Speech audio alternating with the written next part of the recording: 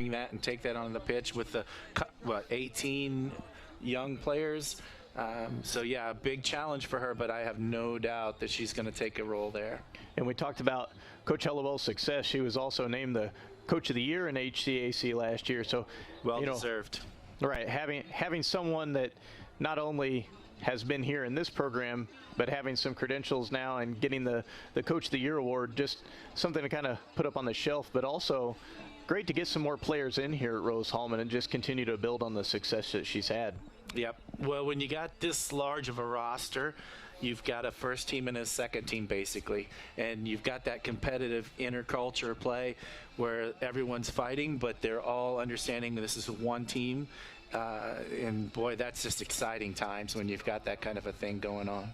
Yeah, when you're watching the kind of the pregame warm-ups or the training session that's going on right before they get started, anything that you picked out, anything that you noticed as you're watching? I know you love to watch from the coaching standpoint, and you like to pick all those things out and say what you're going to put in your toolbox. We got to get Ron's toolbox out here. Right. So what'd you pick up before the game today? Well, that I'm going to throw in my proverbial backpack. It would be she has a wonderful way of getting the lines crossing right away from the training get-go. So when a lot of times you got lines separated across the touch, and the boys will be 4 or 5 lines, or the girls for that matter in this situation, and then they're just going to go run down, run back. She's got them in singles. They're crossing, they're coming back, and they're doing about a 30-yard length. So she's including and incorporating agility and angles right away. Which is exciting, and it just takes your mind to another level. It's fun to watch.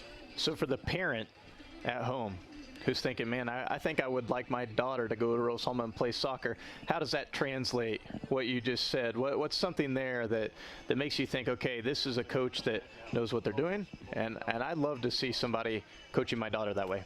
Yeah, well, it's another level. Even at this level, she's clearly taken it to another level, and it's exciting. You know, when you and I coached together, it was all about the excitement of play, more than just winning or losing. We wanted to look good, we wanted to look pretty, and it wasn't about playing direct all the time, you know. So let's put on a show, and right away, just the pregame there, she's putting that on, and that's exciting. Right, and from the athlete standpoint, you know, whenever you're looking at a university or a college, and you're a senior in high school, and you've met with Coach Hellewell, what do you think are some of the positives, some of those things that those girls who are trying to decide where to play in college, what do you think they're looking at? Well, so this makes me think of Anson Dorrance, not to take anything away from Amy here, but it's really kind of similar in this story. And one of the players that Anson was talking about, he gave a high award to this player, and he said she was the greatest player, but she never played on the pitch. She was the greatest player to him because of her character. And when you're surrounded with all this talent and all these players fighting for play time, you've got to have a great leader to take you there. And if I were a player wanting to come to an atmosphere like that, whether I got playtime or not, I'm going to know that character is going to get me a lot further than my talent. Right. And we're going to take a quick break here as we get set for the playing of the national anthem. 100%. The flavor, the way they cook it, the way they season it, the way that it's made. Queso burger. H&R Block is your tax preparation service experts, no matter how you file. Sue Jones and Associates offer all tax preparation and all the tax services you need, not only at tax time, but throughout the year. Get your hometown tax help from Sue Goshen's H&R Block, located in Brazil, across from the courthouse. I don't even think I can make this at home for $3.99. No, you have to buy the meat, you have to buy the queso, you have to buy the bread, you have to buy the cheese, you gotta buy the grill, you gotta buy everything. Queso burger. Ooh.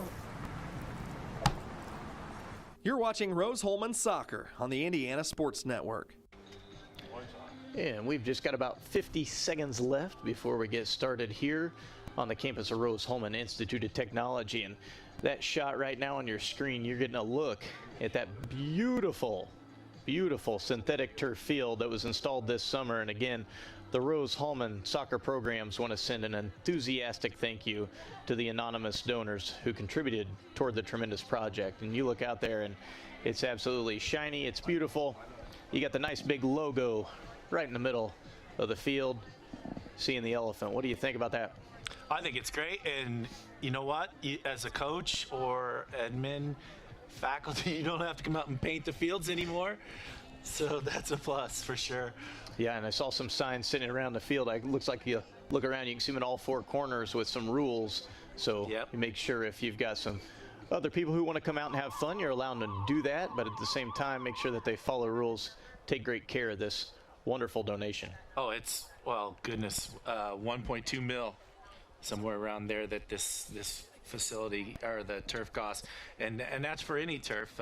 Clay County just put in a new turf at their a couple years ago at the high school there. So yeah, you got to take care of it. Make sure you keep the pets off of it. We're to listen. And unfortunately, we can't hear the Burger or grilled cheese? Grilled cheese. Burger. I went with crispy tenders and the tots. It's patty. Really fresh. I'm gonna try to chow this thing down before I get to the wrapper. Sonic Wacky Pack. It could be anyone. The star student, the all-state athlete. I never thought it could happen to me, that I could lose everything.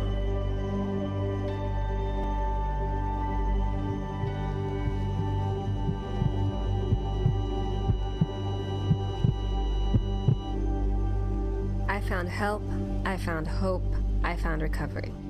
I regained something lost. The city of Brazil was founded in 1866. By 1876, there were 2 schools, 7 dry goods stores, 2 hardware stores, 4 churches, and 5 drugstores. One of those drugstores is still there today, Lynn's Pharmacy. Lynn's Pharmacy has grown from a small neighborhood drugstore to a modern pharmacy, offering prescriptions and medical equipment with old-fashioned values and unparalleled service. You can even step back in time and visit Lynn's Soda Parlor here at Lynn's Pharmacy, downtown Brazil. You're watching Rose-Hulman Soccer on the Indiana Sports Network.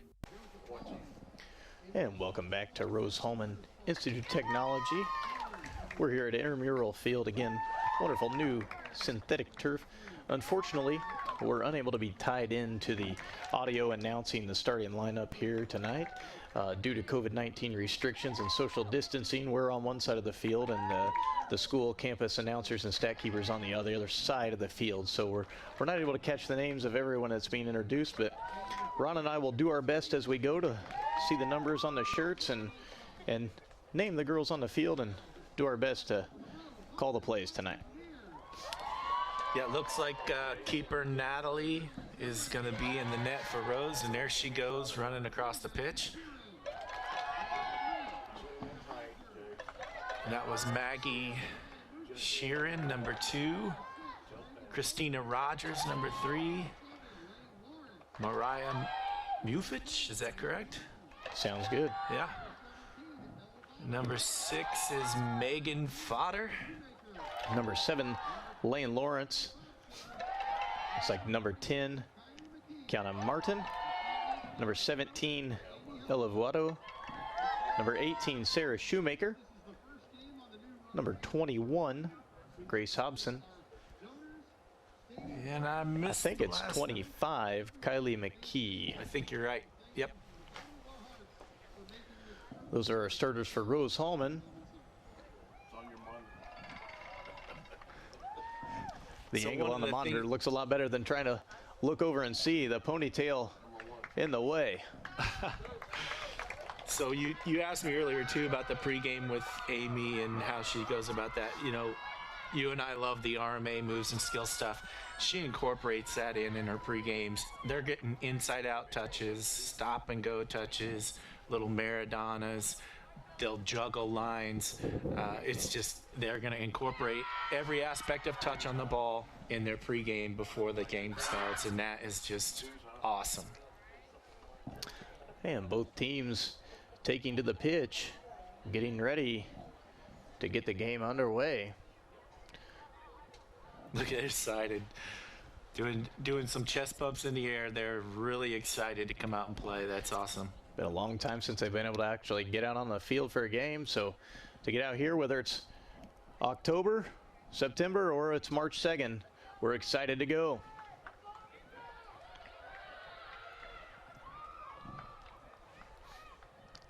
And Mount St. Joseph, they're obviously excited as well. So big time, here we go. What do you think about the orange officiating jersey tonight? A little bright? I like it. Shining in the lights? It seems to blend in. He's going to stand out, but he's blending in a little bit with the orange around the elephant there. Mount St. Joseph's starting. Rose taking possession early. Yeah, they kind of trying to force something there and right into a Rose player. Yep, here we go. Early foul, just being aggressive. And that, you know, they can go quick here if they want. Looking for a set piece. Rose got several girls at the top of the 18. All the way in. What a good ball. Mount St. Joe's looking for the counter. Played a little too far out wide. It's scooped up by Grace. Rose able just to dump it back. And, you know, this is something you don't see a lot. Teams don't have the confidence to play back central towards across the quote-unquote danger zone. And they're doing it. They're finding the feet. They're confident. That's a good thing to see as a coach right away. And that's something that's really gained some popularity here in the last few years, is playing out of the back and not just, you know, going for the ball middle of the field, but making the smart, quick, easy touch to the back, making a pass that you know you're going to make, not risking it, keeping possession, even if it means you're passing it back to your goalie 3 or 4 times before you cross midfield, just to make sure that you keep possession. Yeah, and you know, every coach has their own philosophy. You talk about some younger coaches and even younger players, you hear them say when a player will pass across the net, they'll be like, not across the net, don't do that. And actually, for me, I don't coach that. I never have. I think if that's where your play is, that's where you've got to go. You've got to be able to take risks. It's a game of risks, and you've got to find the feet and make things happen that way, rather than just kick it out or send it down a direct play and just give up possession right away. Why not try and keep possession and dominate in that fashion? Nice ball in there. Number 4, Mariah Mufich going for it, but the goalkeeper for Mount St. Joseph, that's number 1, Maddie Muterspahl, was able to get there first. And I think when you're talking about that, Ron, it especially kind of rings true, is that you need to focus on the confidence of your players and put some trust in them instead of telling them everything that they cannot do, but to really focus on those things that they can do, what you want them to do. And if you're going to put some faith in your players, they need to be able to make those decisions. That's a great point. And when you're trying to make leaders, I mean, again, this is all about character at the end of the day. You're going to win some games, lose some games. Those are byproducts of what you're trying to do for these athletes. You're trying to make them something else. And by giving them that trust, they're going to trust you, and they're going to have this innovative feeling inside that they can make things happen.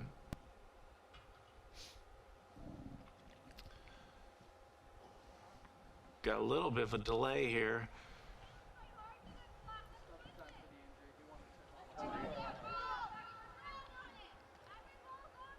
And Rose getting set for another set piece. Again, you got 6 or so girls, top of the 18, feeding it in. Looky here. Ball made it all the way. Crossed right back through. That was number 17, Ellie Vuoto, crossing it back through. Unfortunately, no one able to get there. Good hustle here. Way to keep it in play. Unlucky receiving there. Charging hard, number 35 for Mount St. Joseph. That's Lauren Haynes trying to get on the end. Ball does go out. It's going to be a goal kick. Good little slide tackle there to get the ball out of play. That's the one you're watching, yeah. But we got to get up as the whole group. Renee, You can hear Mount St. Joseph's coach encouraging his girls to move along, move your lines with the attacking lines. So you've got some supporting angle play there, which is extremely, I mean, if you're not going to support the attacking play, you're going to find yourself behind the ball a lot more than you'd like to be.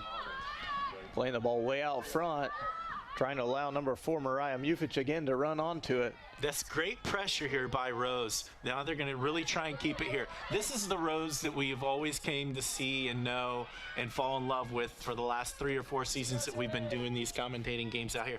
This is just a dominating force when you see them pressure the ball like that and keep it in their attacking half.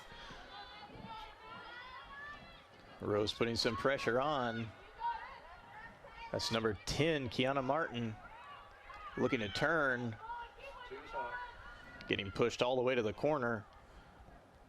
It's going to be a corner kick for Rose-Hulman. First one of the night for either team. And right away, so a peeve of mine is when players on corner kicks will just all compress in the box and not have someone outside of the box or on the far side of the pitch waiting to clean up the mess, so to speak. Right away, we've got that here, so that makes me happy to see that. And the ball played in. Number 10 almost got a head on it. It is flicked back over. Number 4, back of the net early on. Mariah Mufich with the goal for Rose-Hulman, getting the Lady Engineers the early lead, 1-0. 5 minutes gone. What a way to break in this very nice new synthetic turf. Yeah, they're lit up now. And Mount St. Joseph's keeper did the right thing, came out, tried to grab the ball, had a bad deflection to her right, and wasn't able to recover to stop anything coming back in. Those anonymous donors are nodding in approval. I'm sure they're watching. I know they're huge fans of yours, Ron. I've heard heard lots of nice things about you. Oh, yeah. Well, that's why they donated all the money.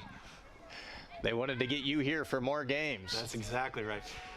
Mount St. Joseph taking possession. Rose putting pressure on. Good little change of direction there. Foot on top of the ball by this young lady to change direction, keep possession. That was very well done. And the ball goes out for a throw. I think that's the first throw-in of the game, Ron. After 5 minutes, we got a goal before we got a throw-in. You know, sports science, how often is that going to happen? I would like to see a percent, but I'm not sure we have one. I'm sure there's some kind of stat somewhere. Someone has done a study on that.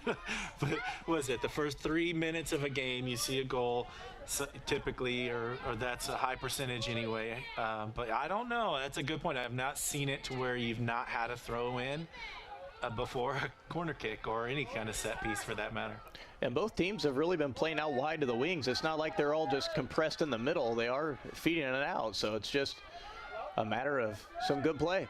Yes, I agree. Getting wide when they have possession. Both sides are doing that. You can tell it's going to be a good match. Just a long ways to go. Nice little tug there. The shorts by number 6, Megan Fodor. I appreciate that. A former number 6 defender myself. That's the kind of move I like to see. Yeah, that's not one you coach. You can't coach that. That just kind of happens, right? You're behind on the play and you know, hey, I got to help this out. We're going to help my team. It'll be all right. Yeah, it wasn't in the box, so why not, you know? That's a good look. There you go. Now Mount St. Joseph's giving them some pressure. Ball goes out. Going to be a Rose throw. That nice Rose-Hulman tent you see there, that's where we got our stat keepers for the game. Usually they're over here in the box with us, so give them a wave. Appreciate everything that they do. Yeah, that's a tough job keeping those stats, especially if they get lit up on passes. You got to keep track of all the passes. Some coaches want that. I don't know if that's the case here, but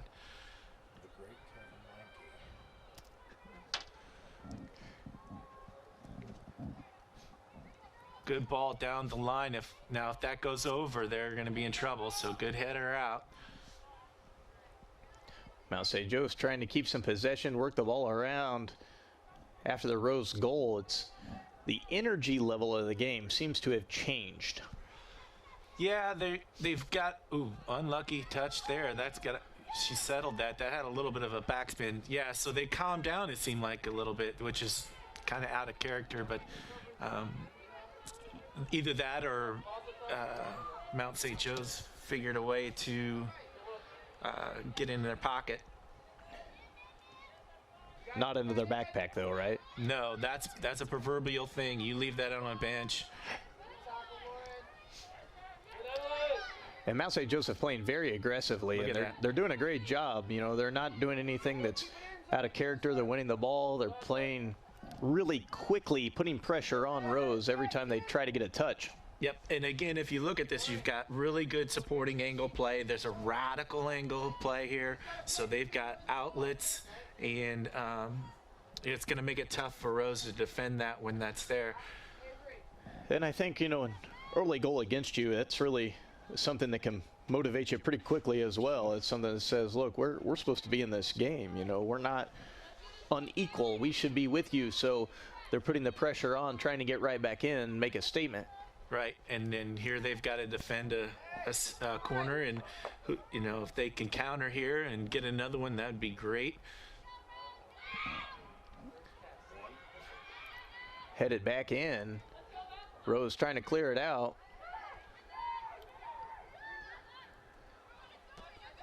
Mount St. Joseph looking to cross it. Yep. Couple quick touches, playing around at the top. Got to be careful there. Yeah, that was incidental. They're not going to call that. Not appealing, and you can see the official, the ref in the middle, just kind of waving his hand off, saying, no. And that was a good wave. You don't want to give him anything there. The ball had already left her feet and moved on. No, I appreciate a good wave as well. You're not wondering what he's thinking. He's letting you know. Yeah, no, that's a good point. Look at there. Good, quick stop turn there. Mount St. Joseph playing all the way to the back as we talked, playing it up, looking to keep possession. That's Rose a little misread there. She tried to lay that for a through, and she kept going. They might have ate up that space, time and space. Going to be a throw on the far side. Mount St. Joseph working the wing, a long throw, headed back. Come on, Em! Get in the box, Em! Rose just trying to turn the ball. Nice possessional out there. Well, MSJ is now finding some time in their attacking half and putting a lot of pressure on Rose. And I mean, you mentioned right after that score, they seemed to get some wind, you know, put back in to Mount St. Joseph's sails. Like you know, they're here, they want to win, and they clearly feel they've got the competitive advantage. If they've had a couple of games under their belt before coming here, if I'm not mistaken. Rose looking to win the ball back.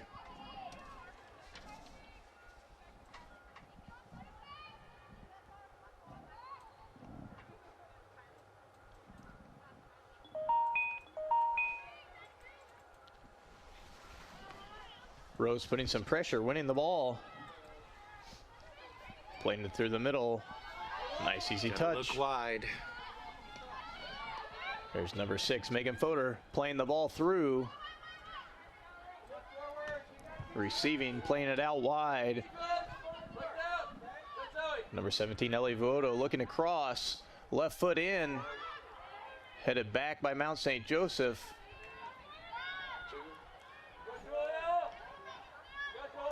Excellent, tough play by both teams. Yeah, and I don't know if it's just from distance, but it looks like the heading is kind of weak. There's not a lot of velocity on the head, on the ball coming off the head. So maybe if it's the weather, I'm not sure. But even when you're getting that ball out of the box or trying to send it in, it's just been a little soft off the head today. Well, if you can see, there's still some piles of snow sitting over behind the bleachers and over by the light poles. So we had quite a bit of snow here a couple weeks ago and still hasn't melted off all the way, even though we've hit 60 degrees and had some rain. We've still got some piles. So yeah, what was it, about 12 inches? Is that what we got? I think it depended on where you were at. I know at home we measured a couple different places and we were at 9, which is still pretty nice. had some fun, was able to go out with the kids and play around on some sleds and tubes, pull everybody around. Yep. Almost too much fun. I hadn't seen that kind of a snow in the Midwest here for a few years, I don't think. There you go. Keeper's got to come out and scoop that up. She did a great job there doing that. Mount St. Joe looking to play out from the back. Great pressure. Excellent there. slide tackle, number 6, Megan Fodor. I'm going to clap for that one. Aggressive defensive play. Doing a wonderful job. Rose in a great 3v1 situation to win the ball back there. Ball played over the top. Nice little step over. A little too much time. Rose trying to regain possession. Ron, what's your thoughts? When you got somebody, I was just putting myself in that position. When somebody's dancing around on the ball and they're turning and they're moving, do you just keep putting pressure? Do you let them do that, or do you get in there and foul them, make them work for it? Oh, first half especially, always make them work hard. You want to come out with as much of 100% pressure as you can. Of course, depending on the nature of the team you're playing, but if you can apply pressure in that first half to win the tempo and control and dominate possession, that's the way you want to go. If you Excellent step by number 4, Mariah Mufich. Beautiful. If she's going for the left post there, I would argue she's got herself a goal. But here, once Mount St. Joseph is getting to the midfield, you're seeing a lot of that quick pressure from Rose, forcing that. They're taking away any combination play at that point. But if you get right on their back and don't allow them to turn, you're going to have more success. Excellent little flick. Mount St. Joseph picks the ball up. That was an excellent little look by the keeper. Unfortunately for Mount St. Joe's, Rose just jumps right in front, regaining possession. Yeah, and Rose is playing the passing lanes right now. They're running a pressure cover balance. It's a zonal system of play. They're not running a man-to-man system, so they're going to have the when anytime Mount St. Joseph's tries to find a through or running through the passing lanes, Rose is scooping that up right around the midfield area. Unless they're playing direct, that's when Mount St. Joseph has had success getting into the corner or with a really good throw. Yeah, they got some fast girls up front, so it might be something you see here. If somebody can get one and lob it over the top, let them run onto it. You see number 35 for Mount St. Joe's, Lauren Haynes, is pretty fast. That's a good 1-2-3 play there. Now if they can find a fourth combination, they're going to be inside. Just lost the ball a little bit in her feet, regains possession. Unfortunately, she was trying to make the pass on for number 37. That's looks like Jody Weimer, and she wasn't able to make that run. She kind of was going the other direction. And the coaching point, if I'm there and I'm Mount St. Joe's coach, I'm saying that's a give and go overlap situation. You want to dump that ball to the feet, keep overlapping, and ask for it right back on the far side of play, and you've got yourself either a shot or a good cross and head in on the weak side of play. Excellent set-piece opportunity here for Mount St. Joe's. Looks like it's just about 5 or 6 yards outside the 18. Opportunity to put one on target. See if they can challenge Natalie Dillon in goal. And she's, nobody's on the lines here. She's going for the net for sure. Yep. Driven hard to the corner. Able to be saved. Natalie Dillon, excellent job getting there. Knocks it out. Going to be a corner kick. Excellent pressure by Mount St. Joe's, not giving up on it. That's one of the things you were talking about earlier. Instead of just standing around, she was able to put pressure and made Natalie work for the Engineers. Oh my, and you can't really see it from where we're sitting, but it looked like that ball had an out swerve to it. She hit it right, and boy, you don't see someone swerving the ball like that these days too much, but that was really a good set piece there. Well, Beckham's not kicking him anymore? No, well, maybe in his house. Mount St. Joe's with possession. Corner kick just goes a little long. Out for a throw. Well, that's good. 2 good defensive stands there from Rose off those corner kicks. And a great free kick there great stop really by that Dillon there. You can't can't give her enough credit because that ball swerving out like that, she really had to adjust quickly. And Natalie Dillon, the sophomore goalkeeper from Rochester, New York. Long drive for her. Rose trying to gain possession.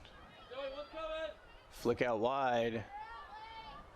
Number 7, Lane Lawrence, looking to get on the ball. Notice it, let's go back to Wells for a second. Clearly not here, and now you're seeing more of the 3 up top having to work together, whereas in the past with Wells it was almost, I don't want to say it was a solo run team job, but she was making things happen by herself, where you're seeing now it's more of a 3 musketeer kind of job up top. Yeah, and last year Jessica Wells leading the team in both goals and assists, 16 goals, 15 assists. So you talk about doing a lot of work. She was solid for both of them. Lane Lawrence, number 7, who's out here tonight, she's just a sophomore, and she had 7 goals last year and 2 assists. So she might try to pick up that spot, and you know, she's only a sophomore, so a great freshman year last year, looking to build upon that. Yeah, and it's amazing season to season how these athletes are growing. You get a freshman in, and they're coming off a really successful high school season. They're going to play college ball. They've obviously got some talent and skill, but by the time they get to their junior year in college, they're just taking everything to another level. And Rose putting some pressure. Ball stays in play. Mount St. Joe's trying to keep possession, looking to work it into the 18. Flick on. Love that. Head to head to out of the box. Brilliant.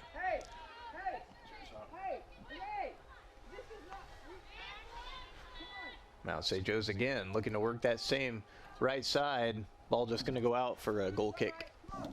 Yeah, I'm not sure, you know, she beat her first player there, and by the time she got a 2v1, she just kind of poked it through. I think I'm going to step over and try and wait for some help in that situation. We talked a lot about head coach Amy Hellowell earlier, but she's got a first-year assistant coach in Haley Halinga working for her this year. So congratulations to Haley. I hope she finds success in that role and enjoys learning under Coach Amy. Oh, yeah, I can just imagine that's going to be exciting for her. That's just, you know, you can't say enough about Amy and the program and what she's done, but clearly when you've got someone to learn from in that kind of a situation, you're going to, what a beautiful pass. It's going to make you a better coach all around. So, yeah, good congratulations to her. And Ron, I'm not going to mention any names, but you were a first season assistant this year as well at a college level. So congratulations on that. And I'm sure you learned a lot as well in your experience. You guys did have a fall season, so you were able to get some games in and do what you needed to do. Yep, got some games in, and great leader in Coach Henry there at St. Mary's. Just can't say enough about him, what he's done to the program on that end. He didn't come in and make overnight changes. He did it the right way, took his time, and every season he's just kind of adding, you know, he's layering it up. So great guy to learn from, and yeah, I'm excited and stoked and looking forward to the fall. Rose with the throw. Mount St. Joe's. They're calling a foul on Rose-Hulman.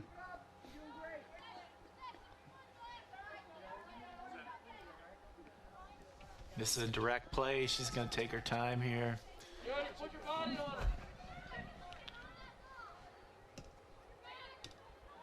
Little possession play there. You can tell I'm cold, Ron. I don't know what. I tried to say possession. It sure didn't come out that way. I'm not sure what I said. I was going to say over here, I'm stuttering off and on, yeah. The shivers come and my lips don't work right. Yeah, it is a little chilly. Well, we probably got about 35, 36. Lick your finger and hold it up in the air, Ron. You tell me. I'm so excited to be here that I don't care. It could be 10 and I'm having a blast. Like a handball call. It'll go Rose's way. About 22 minutes left to go here. Good luck. You know, I've seen that now 2 or 3 times, and that's another great thing I'd love to see is when they do the fake shot, fake pass. That's a whole thing. You get a couple extra seconds if you can take your defender off their feet like that. And Mount St. Joe winning possession in a great spot, looking to chip the keeper. Excellent awareness by Natalie Dillon, able to get her hands on it. And that's actually a really good shot. She could have played that through. She had an option to the left and an option to the right to play through, and she decided to put the brakes on, move left, and pop a shot, and that was really a good choice. Yeah, I think that was good awareness all around for both sides there. Mount St. Joe's just took a peek up and thought, you know what, I want to try to chip the keeper here. She's out a little bit, and maybe I can get one back. Absolutely, and if you're the keeper there, you're defending 3 different options, and she did a great job keeping the ball center to her chest so she could react to whatever came her way. Now, if the shot's going to top left 90, she might have had a little bit more trouble. If it's going top left 90, nobody's getting it. That's true. Unless you're about 6'7". Rose gaining possession after the throw. Should be a Rose kick. That's in an excellent place. We've seen a lot of these from about 10, 15 yards further out. Rose able to throw them into the 18, so this will be a good place. You see a few more bodies head up into the 18 for Rose. Looks like we got 6 girls in there ready to go. Yeah, a lot of space over the half arc. They might find a quick shot there if they can play it in. And when you've got this fast pitch like this, you can really get a good ball there and just chase it down and get a good zing on it. Yeah, number 25, Kyla McKee, just right out here. Wouldn't be a bad option. And they tried to do it look like they sold it too soon.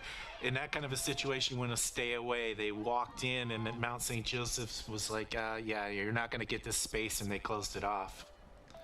Mount St. Joe's again winning possession. Looking to go through, flick on, driving to the left side. Number 35 taking the shot. Natalie Dillon able to get on. Scoops it up. Rose back in possession.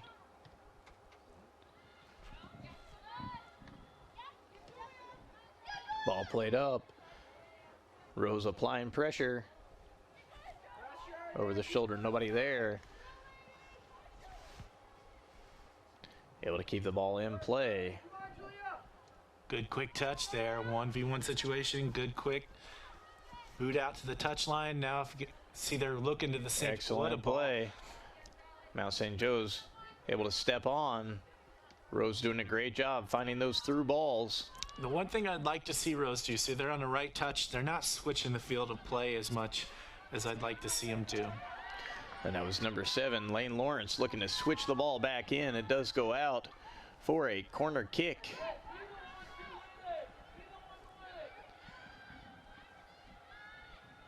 Again, you see almost every player for Rose going up for this corner kick, just leaving 2 up at the top. Yeah, and they got there quick too, so definitely something they put intensity around and a sense of urgency. Anytime you get the corner kick or set piece, get everybody there quickly. Don't wait around. Ball played in. Just squibbed out of everybody's feet there. I don't think anybody had a chance on that one. There you go, once again. Didn't have to ask the official what he was thinking. He was pointing at the ball. He was saying, nope, she got the ball, no foul. Yep, and here you want to settle this. Trying to go to a head to feet situation. I'm almost going to put my foot on top of the ball and take space there. Maybe it's because there's not too many fans here, Ron, but I'm telling you, I'm giving some kudos to this official tonight. So far, so good. I'm impressed. I like what I see. He's doing a wonderful job. Yeah, I have to agree. And, you know, at this level, you kind of want to expect. What a great turn. Oh, my Lord. If she got a foot on that, that's going in the net. But, no, I agree with you. Great officiating tonight. He was watching what was developing there. Just letting play happen. Another great receiving there. So receive and turn. That's one of the things that's sometimes hard to get players to grab. The ability to get that first touch on a turn is just so important when you've got momentum and you're moving the ball down the lines.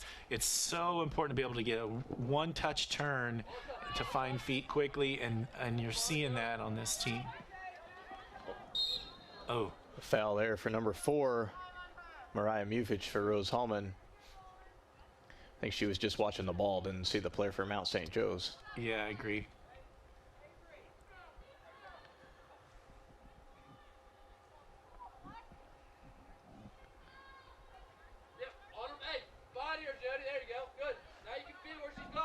Got about 16:43 left. You can see that right there on the screen.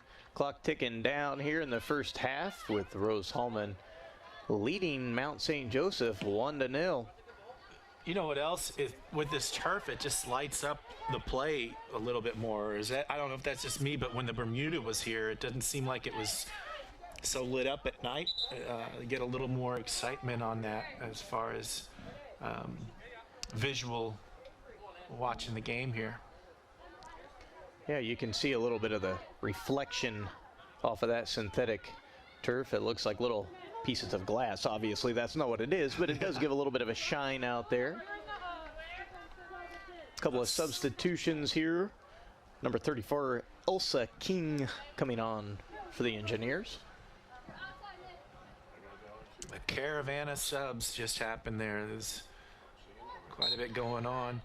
Yeah, Mount St. Joe's making multiple substitutions. Rose-Hulman electing to only go with one change. Great turn, man. It is fantastic. Good look. You know, I'm seeing a lot of the passes too. Their heads are up. They're looking for feet. They're not passing with their head down, and you're going to have a lot more success on pass completions when you're playing that way. Ball played up. Rose winning possession. Crosses to the middle of the field. Wide. That was Maggie Sheeran playing it out wide. That's what you were looking for earlier on the switch of play. That's it. Looking to cut it back in. Drops it to number 7, Lane Lawrence, over the goal. That's right. They got to do that more often. They've had that opportunity. It seems like they'll start to switch and their head stops central instead of looking and continue to look out wide. There's an opportunity there, especially when they're on about the 30-yard Rose, mark. nice pressure, almost puts the ball in the back of the net. Keeper there did a great job coming out and making that net really small, and because of that, just shut that goal down. Just like that, the game almost changed. You can see the excellent pressure by Rose-Hulman. They didn't have anything, and then all of a sudden they did, almost a second goal. I think, Ron, the reason that they switched the field of play was they heard you up here. Another reason that this anonymous donor decided to give, because I'm such a value to this team. Another foul goes against Rose-Hulman. Going to be a Mount St. Joe's kick. Rose is awfully physical more this season, it seems, than they had been in the past. And they are getting my seal of approval on that. Yes, you love that kind of play for sure. Mount St. Joe's playing through the middle. Finding those looking out 10-yard wide. feet. Oh, run into the ref. It's going to be a drop ball. Don't see that too often, but that's a great call there. I'm surprised they didn't see him, considering he has the Hunter orange on out there. He should have let the nutmeg go through, but he got a little too excited. He wanted to play a little. Rose gaining possession. Excellent. Little deke through. Played out to the right. Yeah, we're seeing it on both ends here. They're shutting down that third pass combination, and you've got to have that to slow the tempo. And as long as both teams keep doing that, it's going to likely be a really close match throughout the end. Throw in over the head of a couple. Number 10, Kiana Martin, trying to keep possession for the Engineers. Out for another throw. Yeah, and great job there by her to body up. I mean, she gets, body ball. She's got the ball protected. Just a chip in. Easy for the keeper of Mount St. Joe's, playing it out wide, looking for the quick counter. Oh, losing the ball. Rose almost able to make something out of nothing again. It's a great play there, not trying to force anything, taking their time, going back out wide. Little good pressure here from Mount St. Joseph's, and we got to look for this wide play again if you're Rose. And there's a situation you were talking about earlier, right on, except it's coming from Mount St. Joseph's, right on the back, not allowing them to turn, good pressure, and forcing the play to stall in the midfield. Ball played over the top. Pressure by both. Goes out for a Mount St. Joseph throw. 2 more subs coming on for Mount St. Joe's.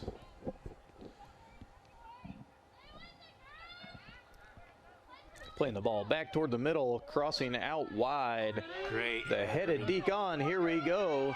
Number 35 got the speed, cut back in. Oh. Yep. That was an excellent foul. Little bit of frustration foul almost. So we're spending a lot of time in this middle third, I've noticed throughout this whole match so far.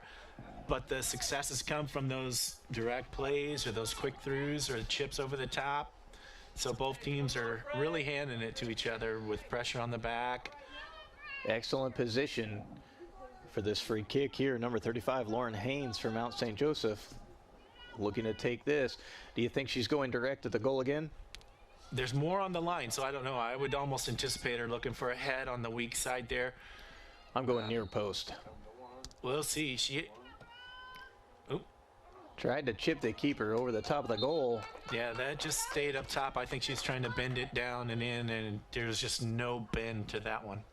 2 more substitutions for Mount St. Joseph. Keeping some fresh legs.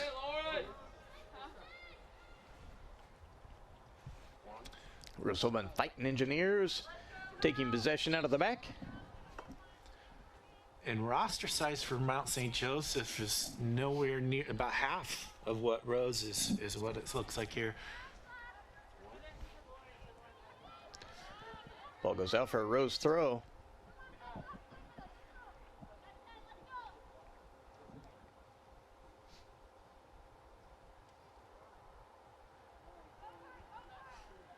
Fighting Engineers with the turn. Yep, that was a great throw into the feet. Keep it Big coming. Switch. Ball played back to the middle, over the top.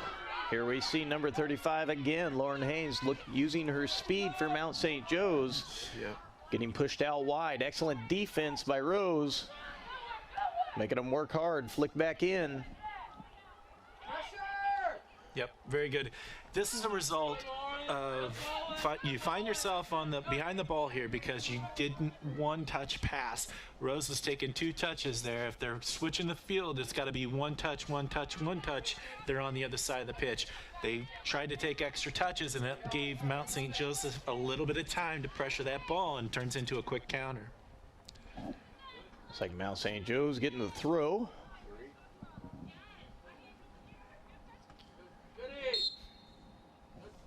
Well, I'm not sure what that was there, but interesting call. Going to be a free kick here. Mount St. Joe's looking to throw the ball in. That's a great ball, but nobody's there. Trying to do something. Smother and cover. Dylan, good job.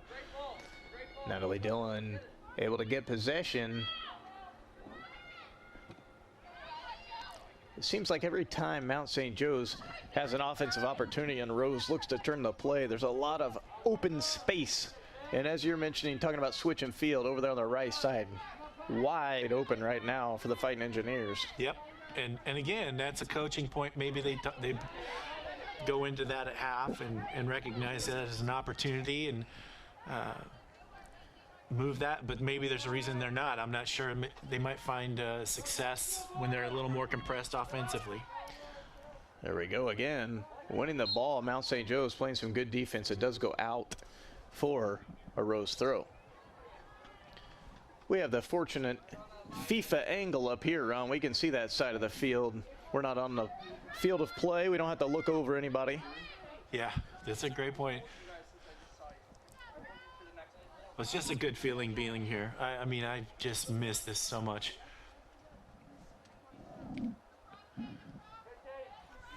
Ball goes out of play. And of course, seeing this field when I walked on, it was just, I didn't know they had it. I knew they had trouble with the Bermuda before all of this, but I was unaware that they had replaced the entire pitch.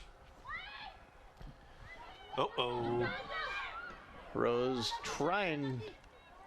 It goes out, and a couple of substitutions for Rose-Hulman. Number 5, Katrina Gustin coming on, and number 24, Caroline House, the freshman, first college minutes right here for number 24. I'm partial to the name Caroline. Yeah. Yep. And how's that? You had the soccer ball moving with the feet there. I seen it home. She's doing a great job. She's learning already. That's where you got to start them. Ball played out wide.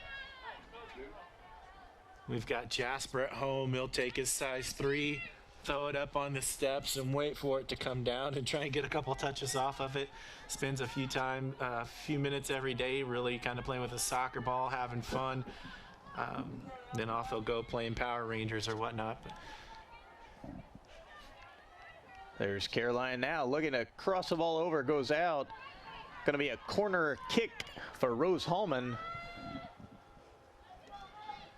5 minutes. If Rose can get one in here, they're really coming into the second half in a dominating form. They can perhaps switch to a more possession style play.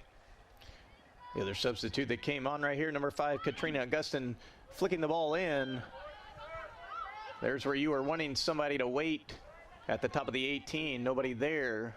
Ball just goes out of play. Yeah, they kind of sold everybody in the box.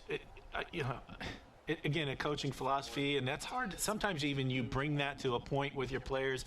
Say, look, you've got to have a delay on the attack, and don't sell yourself. You put yourself in the box. You're telling them where you're going to be and where you want to go.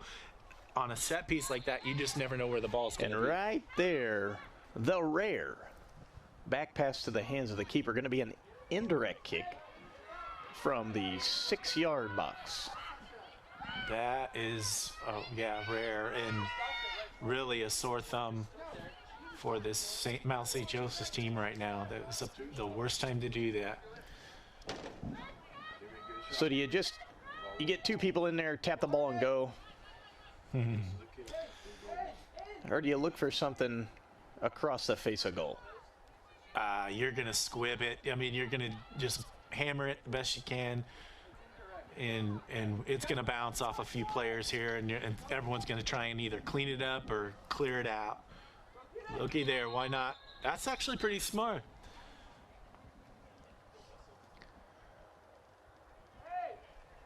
Not sure what. The official is just not ready.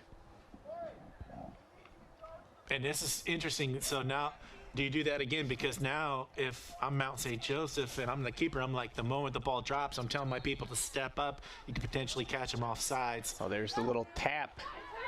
That's what I was talking about. Flicked back into the goalkeeper's arms. Really lucky stance defensively there for Mount St. Joseph. They were sweating that one. Ball lost in the lights. Over the top. Rose gaining possession. Just 3 minutes and 30 seconds left here in this first half. Rose-Hulman still leading Mount St. Joseph 1-0. The goal scored in the first 5 minutes of the game. A lot of opportunities since. Nothing able to find the back of the net.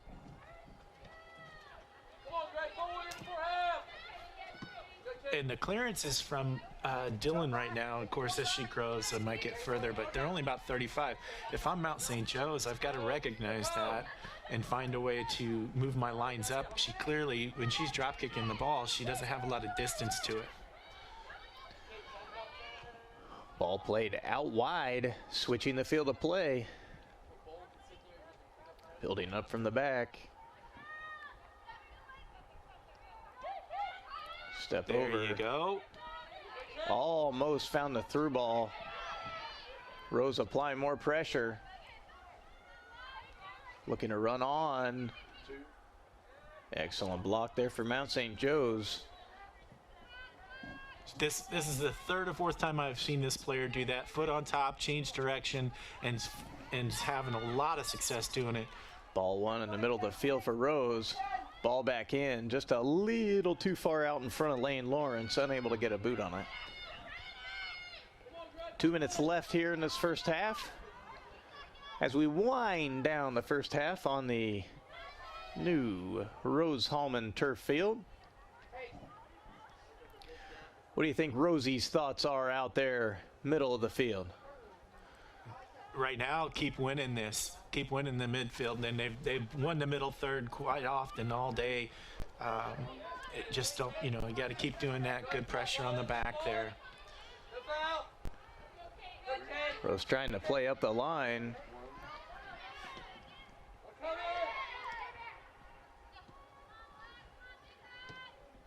Good 1-2-3 play there.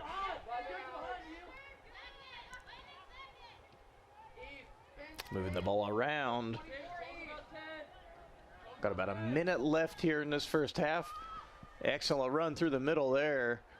Yes, it was number 34, Elsa King, unable to get the ball and go with it, but she was making the run. They tried to get it to her, just unable to make it happen. Yeah, and you can't say enough about players that do that. Once you get possession, you've got to have people move. And she was doing that. You're making an offer. It's not always a supporting angle. You've got to have mobility in an offensive principle play. So get wide, get deep, have mobility, and make things happen with some runs without the ball. Yeah, and Rose is just 1 or 2 touches away from making some special things happen up here at the offensive half. Yeah, for me, it's their one-touch play. I'm just not seeing any one-touch play from this team. And maybe it's because they're young. Or maybe they're just trying to take their time and keep a little more possession time. But Mount St. Joseph is really closing that down quick. Hey, and the first half's winding down. Just a few seconds left here. And the first half comes to an end here at Intramural Field on the campus of Rose-Hulman Institute of Technology. The Rose-Hulman Fighting Engineers, Our Lady Mount St. Joseph, 1-0. 4 years ago, I drove my daughter to Riddell National Bank, where she opened her savings account. Today, she's still saving money. My relationship with Riddell is better than ever, too. No other bank focuses on relationships as much as they do. I can count on them for small business loans when I need them. Riddell National Bank helps small business owners and their families grow, both financially and personally. Riddell National Bank, making friends since 1885. I feel like I'm the good kind of spicy. It means you got an edge. I got an edge. It means she's got some umph, and I got some umph. I don't know about your umph, but impatience doesn't equal spicy. Sonic Chicken Slinger. Is it a good umph or a bad umph? At Union Health, we understand that early detection of breast cancer saves lives. That's why the Clara Fairbanks Center for Women offers the most advanced breast cancer detection available. Tomosynthesis 3D breast imaging. This state-of-the-art technology pinpoints breast cancer at its earliest stages when it's most curable. For you, that means earlier detection. For us, that means being able to give you peace of mind in your health care. To schedule your mammogram, call 812-238-7766. Union Health. Healthier together. Get a fresh start at York Chevy Buick on US Highway 40 in Brazil. We have fresh discounts on Chevy Silverado up to $10,000 off. Chevy Trax, $87 per month. Buick Encore, $117 per month. Or Chevy Equinoxes up to $6,500 off. It's a new year. Get a new ride at YorkChevy.com. Stop by today and we'll show you why we're not number one, you are. We're not number one. You are. You're number one at York. It's time for the halftime report on the Indiana Sports Network. You're watching Rose-Hulman Soccer on the Indiana Sports Network. Welcome back here to Rose-Hulman Institute of Technology, where the Lady Fighting Engineers, Our Lady Mount St. Joseph, 1-0. A goal by Mariah Mufich early on the first 5 minutes of the game, and then things kind of settled down from there on. A little bit of slower play. Not everybody was necessarily getting into the game. It looked like there was some some just missed opportunities, if I would say. When I was looking at Rose here in the last 6-7 minutes, they were making wonderful plays through the middle of the field. They were doing a lot of good through balls, the give and goes, the one touch, and then they would just creep right around the 18-yard box, and then they wouldn't make the right, not necessarily the right pass, but they wouldn't make that final pass. They couldn't get the final touch and then putting something onto the frame. Right, yeah, both teams are doing a really good job. It's really a midfield battle right now. The middle third is where it's at, and they're both scooping up that third combination play from both ends. So they're going to go boom, boom, drop, and then look for the extra through, and you're going to run into a wall on both sides.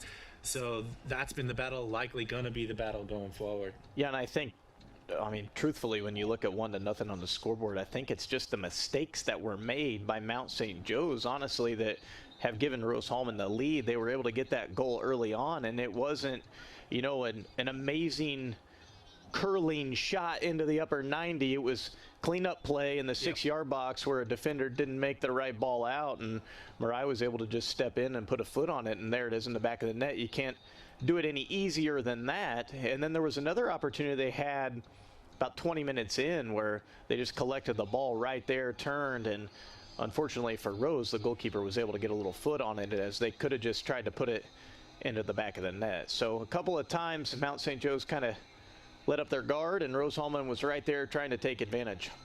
Yeah, that's patience right there, and that's composure, patience. Rose is there. You're gonna make. It comes to a battle like this, the team that makes the most mistakes is going to be the one finding themselves with the L. Yeah, and one of the most interesting plays, and it's something that we don't see very often at all, was the pass back in the box. So the Mount St. Joseph defender had the ball and was kind of dribbling it back, and the goalkeeper picks it up. So it was a back pass, and whenever that happens in the box, it's not a penalty kick, but it's actually an indirect kick from the spot. So here they place the ball in the 6-yard box. It has to touch someone else before it can go in the goal, but you've got a line of basically 11 players from Mount St. Joe's trying to block the goal. So, how do you navigate that? You said they were lucky, to kind of defend that, but at the same time, there's nowhere to go if you're Rose trying to get that ball in. That's true, and Rose did a smart thing dropping it, I think, and trying to get a bend over the top. They got a second opportunity off that. When you're dropping it like that, you got a risk of the lines moving forward, catching off sides if something happens there. So, tough gig, but really lucky stand defensively for St. Joe's there. And I think that's where it's interesting, too, from the defensive side, is as soon as that ball gets played, do you all just come crashing off that line and leave it open? Oh, yeah. Or do you kind of stand back there and wait and try to block the goal? Well, you've got to, offensively in that situation, you don't want you selling everybody if you put them all in the box. You've got to have somebody ready to kind of just leave space. You want to create space by moving away. And there's a couple times I thought they just oversold themselves. Had they waited out and pick up a squib shot, you're going to find some success there.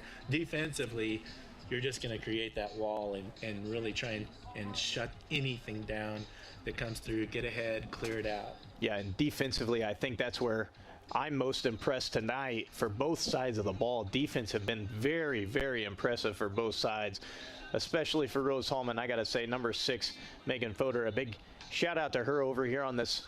It's the left side of the field for Rose-Hulman playing left back, and man, oh man, she has been solid all night long, making a lot of great steps, but just physically being there, being present, and really making some smart tactical fouls. That's one thing that always impresses me, is when somebody makes a smart tactical foul. Yeah. Not something that's just, for the heck of it, but for something that helps the team. And I think, anytime she's done that, it's been a wise decision, not something that's, detrimental, but something that's actually allowing her team to get back and, get set and help her out. Well, in doing that, considering her recovery time when she is getting beat, she's catching up and then making that contact happen, which is really important. So it doesn't look like it's a really incriminating situation. She's doing a really good job of catching up to slow it down and delay. I mean, that's super important. You got to delay those attacks, and sometimes that calls for a foul. Right, and again, one thing that's been most impressive, Ron, I think we can both agree on, the new synthetic artificial turf. The anonymous donors that were able to provide this here for Rose-Hulman, again, thanks to them, and it truly is a very nice experience to watch. It shines It's green. There's no patches. It's just absolutely perfect, and I'm sure they're going to keep it that way. So with that, we're going to go to a commercial break, and we appreciate you watching the Indiana Sports Network. Oh, heaven. So you think chicken is heaven? Oh my gosh, it's yes. I love that the bun's toasted and the chicken's cooked to the crisp. It is perfect. Chicken slinger. Heaven in my mouth. H&R Block is your tax preparation service experts, no matter how you file. Sue Jones and Associates offer all tax preparation and all the tax services you need, not only at tax time, but throughout the year. Get your hometown tax help from Sue Goshen's H&R Block, located in Brazil, across from the courthouse. It could be anyone. The star student, the all-state athlete. I never thought it could happen to me, that I could lose everything.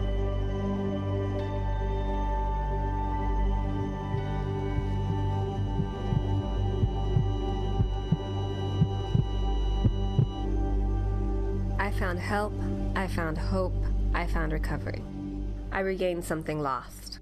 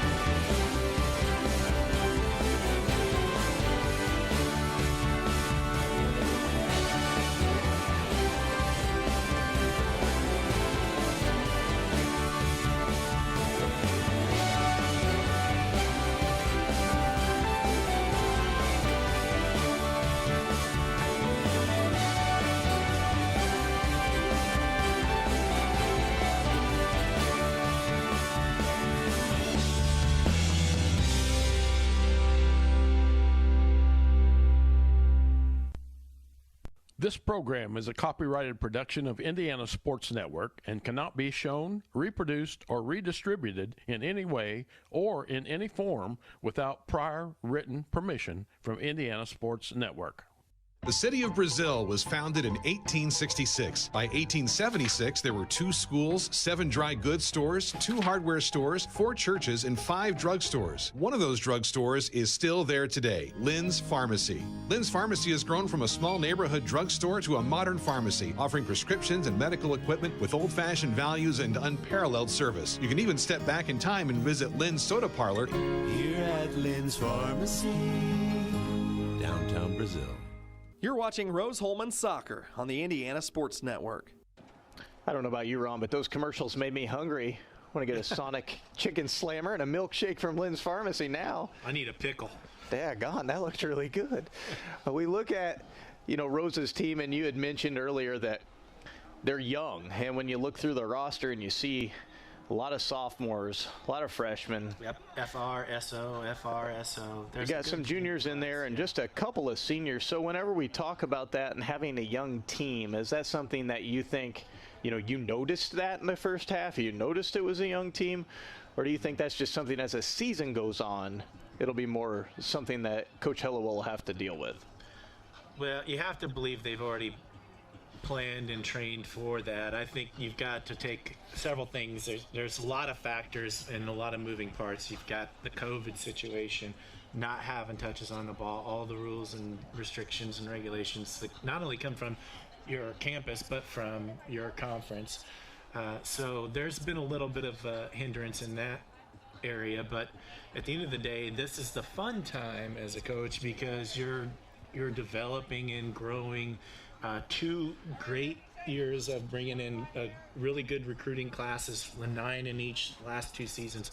So that's exciting times. I think you're going to have to expect a little bit of slowdown process, but it's a great atmosphere. The training atmosphere clearly is great. So not sure how much it's going to slow. I'd blame it on the other factors more than anything. Yeah, and I would say, one thing too to consider, especially when we're talking about student athletes, is that, really freshmen, you're getting acclimated to college and the academics and everything. And to be able to move this to a spring season, those freshmen have been able to get acclimated to campus. They know how things are going. They're able to get working on their studies. It's not something where they're just thrown into it all at once. They've been able to get used to one part, and now we're throwing the athletics into it. So really, hopefully for them, it's not as much of a hurdle if maybe they did have a fall season and it's kind of throwing you in the deep end. That's a great point. Actually, probably spot on, to be honest. I mean, I've seen freshmen come out college level, they get to play that first game out there, and their nerves are just, they're taking control of them. They can't get it composure until maybe the second or third game. So that is a big piece of the pie, but they did have some time. They had time to get acclimated to classes, like you said. They were able to take get used to, and spend a lot of time likely with the team in different ways, and find different team things to do when a season isn't playing. Yeah, and so watching that first half, you got your backpack. Yep. What'd you put in your backpack in the first half today? Coaching backpack is one touch play. You've got to, they're moving the ball a little bit too slow for my taste. When, if you can get bing, bing, bing going for yourself, you're going to have a lot more things happening. But I can't tell if this is an intentional delay with the attack or not. I mean, are we trying to, as you know, get accustomed with these new players and whatnot? So we're taking the extra touch. It's a lot of two-touch play to offer the delay on the attack. But to me, that's the opportunity for Rose. They've 1, 2, 3, 4, touch, get it outside, and then make something happen. You're going to have a lot more success. I'm not sure why we're not seeing that. For Mount St. Joseph, they seem a little more comfortable with their touch, and they're finding, like as you noted, if they're getting to that right corner for them, they're having a lot of success there. That's going to be a thorn in this Rose team side for the rest of the match. And I would like to go back and see, are you going to trademark the bing, bing, bing? Why not? Zing, zing, zing, bing, bing, bing, bing. You like the quick passes, Ron. Yep. We understand. We're able to read your language. So we've got just 20 seconds or so left here before we get started again for the second half. We'll take one more quick commercial break before we get started here at Rose-Hulman Institute of Technology. We were choosing colors for the house, and I stopped and looked at Mike and said, "We're really doing this, aren't we?" The process was challenging, but Riddell was there for us every step of the way. The mortgage, closing, they eased our stress. It made sense when Mike said, "We're really doing this." Mortgage loans made easy from Riddell. Making friends since 1885. I feel like I'm the good kind of spicy. It means you got an edge. I got an edge. It means you've got some and I got some I don't know about your but impatience doesn't equal spicy. Sonic Chicken Slinger. Is it a good or a bad You're watching Rose-Hulman Soccer on the Indiana Sports Network. Welcome back here to Rose-Hulman Institute of Technology intramural field as we get set for the second half between Rose-Hulman Institute of Technology Fighting Engineers and Mount St. Joseph. Rose-Hulman leads 1-0. They had that early goal on in the first half, the first 5 minutes of the game, and they're looking to double their lead here as we get started in the second half on the new beautiful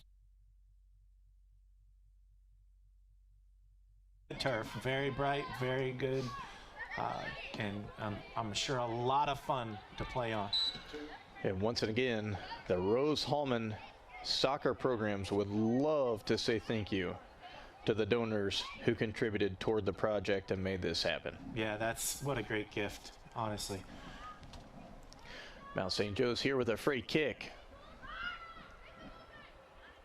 It looks like excellent ball in. If somebody could have just got there, jumped a little bit higher in front of the keeper, they could have got a nice little flick header on that. Yep. Half times when you switch feet around, it looks like Mount St. Joe's has moved a winger from the left to right to try and challenge a little bit of a different side of the pitch. They also got somebody different in the, looks like up front. I'm looking at the wrong side of the field. I'm getting confused out here, Ron. I think the cold's getting to me again. I was starting to shiver, and yes, it's cold. I lost my train of thought. Did you forget we switched sides? I think I did. Not gonna lie. I'm not gonna try to cover it up. Well, you've got an excuse. It is chilly. Rose has got to defend this now and see. One player tracking the ball. Looks like that's smart. Rose trying to win possession. Yep. Hard foul that time by Mount St. Joe's. Rose just moving along. No problem. It's going to be our first card of the game. That's a yellow card for number 3, Madeline Scherpenberg, the senior defender from Cincinnati, Ohio. Yeah, I'm not sure that's a card foul there. I mean, it was definitely a heavy foul, but I'm not sure I'm pulling a card. But toning it down, I've seen, Rose was pretty tough in the first half. Yeah, that's really the first. I don't want to say it's the first foul. Clearly, it's not been the first foul. Rose had several free kicks, but it's the first real physical big foul we've seen. Yeah, big check. Maybe it's because she took a few rolls after she got hit and sold it. That could be. Got the yellow. Rose with a turn. What a looking turn, to work the way up the right wing. Offsides. You can't the say Fighting enough Engineers about that turn right there. She had to have felt a little touch on her left-hand side, so she knew to turn the opposite way. There we go again. That's what we're talking about with those mistakes early on. Rose again able to try to take advantage. Couldn't quite make something happen. They do get the throw. Great position.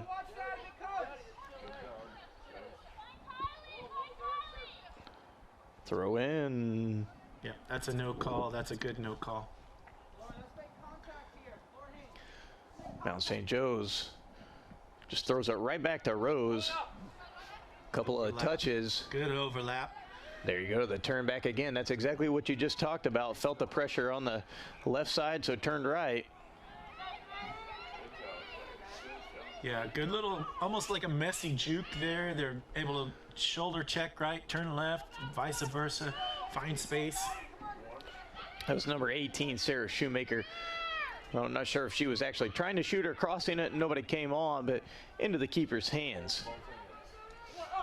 So they, Mount St. Joseph's done a good job here of getting that ball in their attacking third, but there's no pressure to keep it here. So I'm not sure what they're thinking. Once they've done that and they send that through, they got to move those lines up to try and keep the ball there for themselves. But they're playing a little more patient and locked in as of now. So I'm not sure if they're afraid of what's been happening because of Rose's attack, which doesn't make any sense either because you've got a lot of this midfield battle going on. Yeah, and Rose again playing out of the back, doing a great job with just hitting the right touches, the one touches, beautiful quick play, and again we're making it all the way to the kind of the final third, and then it just putters away. Yeah, and that's for both sides really. I mean, the successes are coming from those good throughs and chasing it down. You almost got to wonder if each team's not, they're respecting each other enough to not throw all the numbers into the attacking half. Rose-Hulman gaining possession. Mount St. Joe's with the pressure. Mount St. Joe's trying to make something happen. 4 Fighting Engineers. Mount St. Joe's doing a great job. Get a foot on the ball. There is going to be a foul. It's going to go Rose's way. Must have been a couple of tugs over there that we couldn't see. That was a really good fight there. That's what you love to see as a coach on either side. They both fought hard. 2v1 situation and got the foul call for him. But yeah, boy, she fought hard to push it down into the attacking third corner. Pressure and physicality, both sides.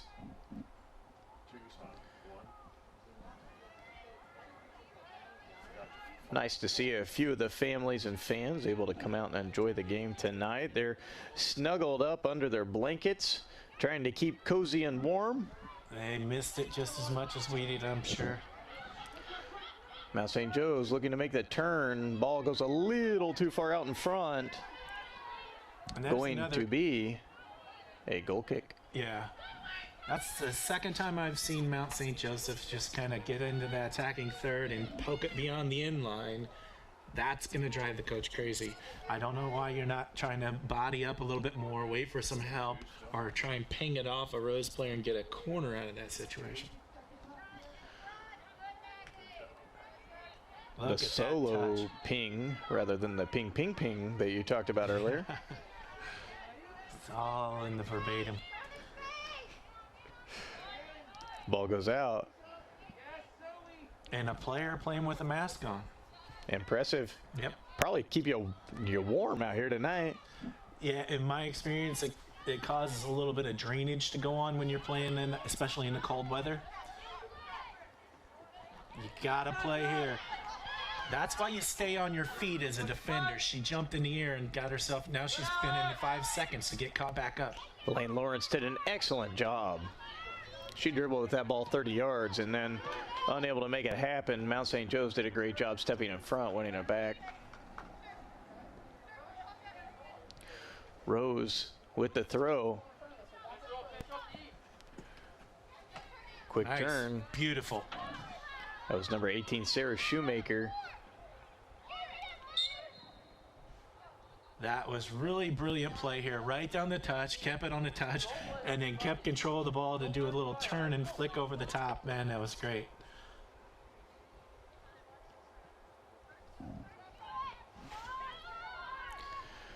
Ball be playing out wide from the back. Mount St. Joe's. Rose with the step, went to ground, winning possession back.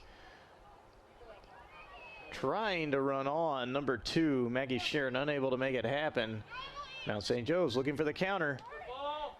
Got her supporting angle. Get 1, 2. She's going to send it through. Nope. Unable to get a good touch for the through there. Again, that was good confidence by St. Joseph Stair to move the ball across the box, switch the field of play out of their back, and taking their time. You've seen both teams do it. That's the next level of play. Ball gonna go to Rose-Hulman.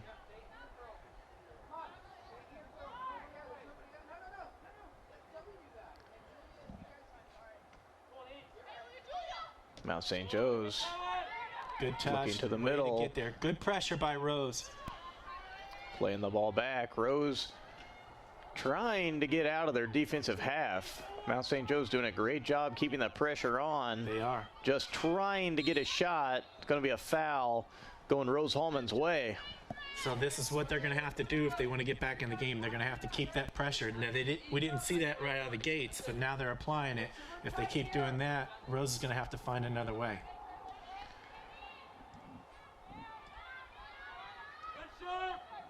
Another great turn.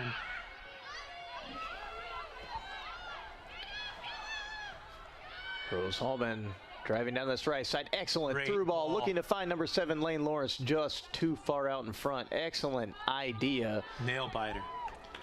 Boy, 2 great turns, players on the back, and you've got, that's training. That's taking the training atmosphere to the next level and imposing your training atmosphere on the other team. You can tell they've trained on that. Both players on their back and turning the opposite direction, leaning one way, turning the other way, getting an extra touch to get it out wide and make a cross happen.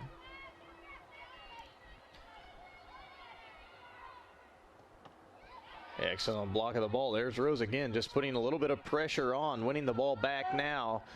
Excellent recovery by Mount St. Joe's. Looking for the long, little bit of a, not sure we Look at that run right there. The through ball, looking for somebody to run onto it. maybe collect it up. Good run on it. I thought they were going to drop it to the keeper's feet on that. Looked like they were going to keep going back. Excellent hustle. Looks like that's number 17, Ellie Voto, trying to get onto it. Unable to do so.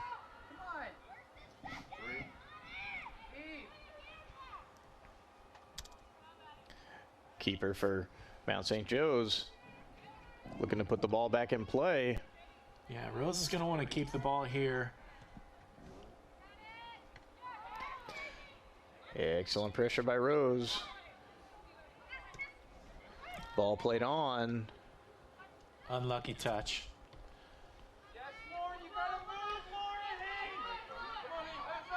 And you can hear the Mount St. Joseph's coaching staff saying that's when you've got to move. Same thing we were pointing out earlier. You see those lines go, and then it's like just you can't sit back and watch that happen. You've got to evolve with that play. Mount St. Joe's with the turn, playing out wide. Rose again with the excellent step. Again, we're just seeing it kind of back and forth here in the middle third of the field. Yep. Both teams putting the pressure on. Both teams standing tall defensively. There you go. Excellent 1-2. As Ron said earlier, pass it through. Yep. 1-2, pass it through, and you know. Mariah Muth is trying to get on. That's how either side's getting through. 1-2, pass it through. Maybe 1-2-3, pass it through. Give her an option, Zoe. I like the rhyme, Ron. I think we got to keep it 1-2. What happens when there's that third and fourth? You got to come up with something else. We need Dr. Seuss here. Looking to go out wide. A little tug. Ellie is not liking the call. Mount St. Joe's back to the keeper. Here we go, Rose, more pressure. Yep. Boom, boom. Lane Lawrence taking the shot. Nice block by Mount St. Joe's. It sure was. Trying to turn now. Counterattack of their own. Rose not allowing to happen. Quick pressure. Amy's happy about that pressure right there. She's seen, shut that down. That clearance goes out. We're behind the ball as a Rose player. Now you get good pressure, keep it down, and win the ball back just like that. Excellent turn, number 25 for the Fighting Engineers. Kylie McKee doing a great job keeping the ball. Seeing the ball move quicker now from Rose as well, so I've got to believe she brought that out of her coaching backpack and said, look, girls, you're going to have to start moving the ball a little quicker. You're allowing them to get to you too soon. Rose again winning possession. There it is. There's the one-touch play. You've just got to have it. Yep, just unable to get the final result. Yep, and we're through here. The idea is there. Number 18, Sarah Shoemaker, crossing the ball in. Number 7, Lane Lawrence, just wide of the post. Goodness, that's beautiful play, though. All evolving from one-touch play. It's got to happen. Not only that, we got to switch to the field. It's exciting just to see somebody get that final touch toward goal. Doesn't have to be on goal, but getting it in the general direction. A shot to make them squirm. Yep. There you go. Playing short out of the back. That's one of the first times we've really seen him do that. Lane Lawrence, excellent pressure. Looking for the quick cross. Number 2, ball deflected. Shoemaker trying to work her way around. Mount St. Joe's with the counter. Rose quickly regains possession. Mount St. Joe's right back. There's the 1-2. Dare I say, didn't quite make it through, did it, Ron? 1-2 delay. You got to extend that 2 a little longer to get to the through there in that one. Rose getting the throw.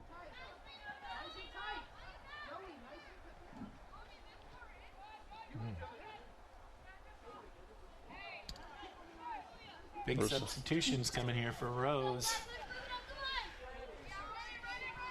Rose-Hulman's making this AR sweat over here, going so many times back and forth. Yep.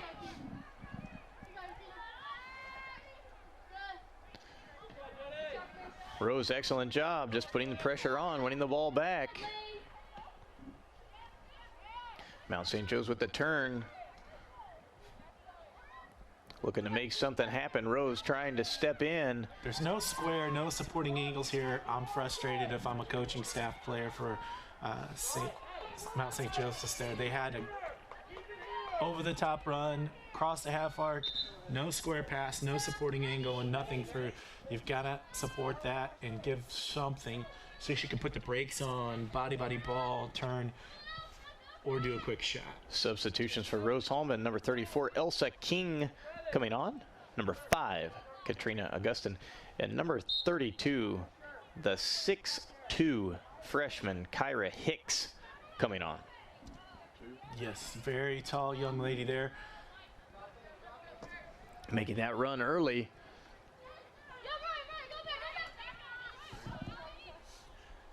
You know, it's great to see tall players on the top line. A lot of times you'll see coaches put a tall player on the back line just to defend anything that's trying to be chipped over the back. Got a stoppage of play.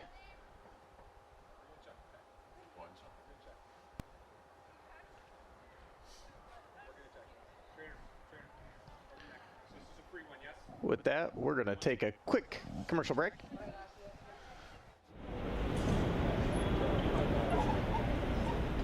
Athletes know that injuries happen. When they do, let our team help get you back to your team sooner. Union Center for Sports Medicine. We prevent, diagnose, repair, and rehabilitate injuries to get you back in the game. Union Center for Sports Medicine. And right after the injury timeout, Mount St. Joe's looking to build something from the back. Rose again trying to step in. Excellent defensive step there. Number 25, Kylie McKee again coming up big. You know, that's the right touch. You know, freshman, you're going to be a little frustrated. That ball didn't find your partner, but that was the right touch on this turf. The St. Joseph's player was able to step in and scoop up that passing lane and slow that down quite a bit. So great little touch, great little turn. She's looking good as a freshman.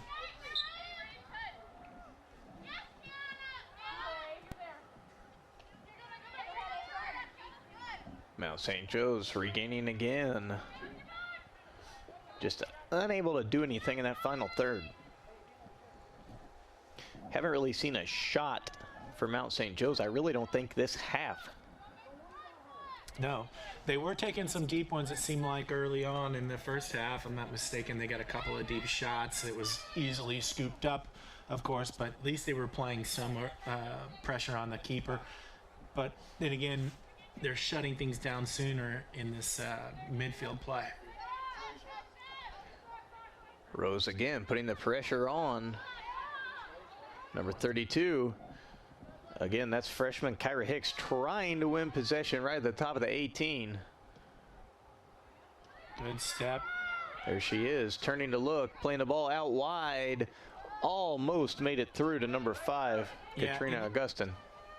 I'm a fan here. Not only does she turn, a lot of players at freshman year are going to turn and send it. She's turning, she's taking her time, and she's waiting for things to evolve. There's the through ball for Mount St. Joe's. Is the touch a little too much? Keeps it in play. It does go out for a goal kick. Man, oh man, number 35, Lauren Haynes. We see that speed. She made it through. Excellent job by Natalie Dilling to come out, put the pressure on, and when she did, Lauren Haynes just had a little too much touch, unable to recover, and Rose-Hulman spared a mistake. Yeah, well, Dylan did a great job coming out trying to close it. You got to do that. Shut down the net, make it a lot smaller. Unfortunately, the speed of the Mount St. Joseph's player was able to push it through. Just thought that touch was too heavy and took it way down to the inline. Otherwise, they might have had the ball in the net.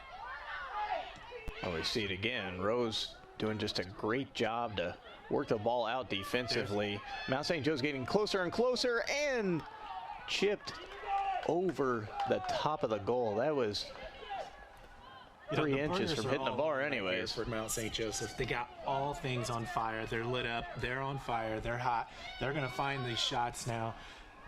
Now that they're putting that pressure on their back line like that, you might see these deeper shots come with some supporting play. I think they heard me say they hadn't taken a shot all half, and then all of a sudden, I'm going to use one of yours, bing, bing, bing. They took 3 shots in a row. They lit up. They lit up. Now they're on fire, and Rose has got to find a way out of this. They've got to counter it. It's a good thing I'm sitting here with you, Ron. You are helping me load my backpack full of wonderful phrases and sayings. So back in the 90s, I think it was called Ebonics. So I'm not sure what we're going to call. I have to come up with a term for my... Ron's backpack. Ron's backpack will take it. We don't need any other terms. And now I've just got to get it put in the Webster's dictionary, and we're going to be good. Good luck. Mount St. Joe's. Wiki's going to get it in there for me. Up the wing. Wiki will put anything out there. I think you can put it on there, Ron. Yeah. Gonna be a free kick. Mount St. Joe's. It's a throw. Correction.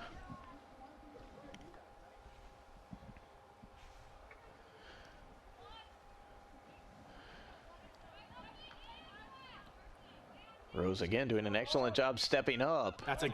That was a great touch towards the inside by the St. Joseph's player.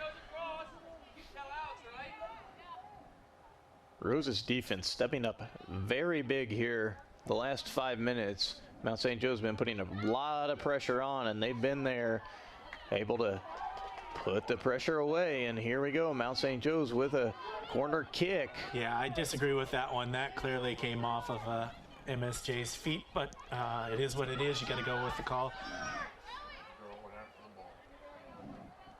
Mount St. Joe's getting set. And here Coach Hellowell, this is the most vocal she's been all game. Yeah, this is a big defensive stance here. You've got to get it out of here. Where's the clearance now? This is the one-touch stuff that you work on in training. Get the ball in the box. Don't sit there and play with it. You've got to move it. And number 32, Kyra Hicks, coming up big on the defensive end of things. The forward back during that corner kick, able to help knock the ball out. Number 24, Caroline House, coming on for the Rose-Hulman Fighting Engineers. Looks like she's got a little bit of strain there or an injury pull she wanted to get pulled out for. It's number 10, Kiana Martin, coming off, the freshman from Kalamazoo, Michigan. Good block there, block tackle situation where they got the ball through. Rose just retaining possession, looking to work the ball through the middle this time. Now St. Joe's looking alive. You know, I'm not sure if I'm just figuring this out, but Mount St. Joseph's is starting to scoop up the two ball. And that's given them this pressure that they have here. So the 1-2. Excellent cross. Boom. Mount St. Joe's right into the hands of number 1, Natalie Dillon for Rose-Hulman. And Ron, the first 15 minutes of this half, it was back and forth. Nobody could do anything in the final third. And here in the last 5 or 6, Mount St. Joe's has come alive. They're looking like the better team at this point of the game. Looking for Rose to recover from this, get set again, get their confidence back, and start pressing. Here we go, Mount St. Joe's again. There's number 35, Lauren Haynes. One touch it out of there. Yeah, again, and it just happened again. So what the coaching staff's likely done on MSJ's side is said, look, they're doing a great job with their 1-2 through balls. 1, 2, 3, 4, let's go. So let's get the 2. Let's stop the 2 ball.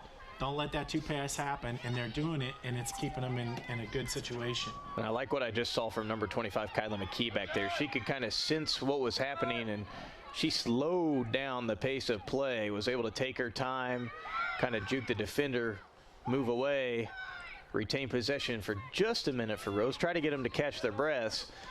Unfortunate slip there for Mount St. Joe's. Yep.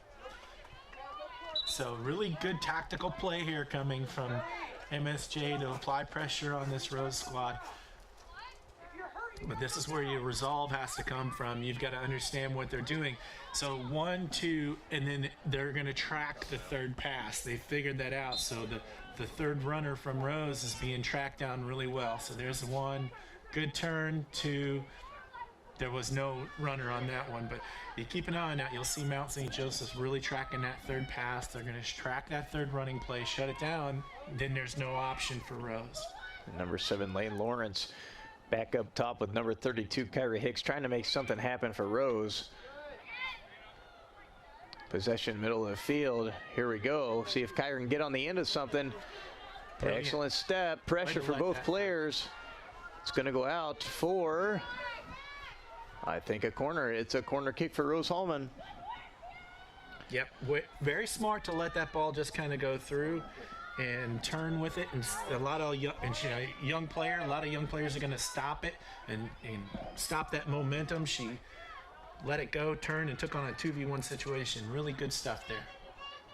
Making the runs now.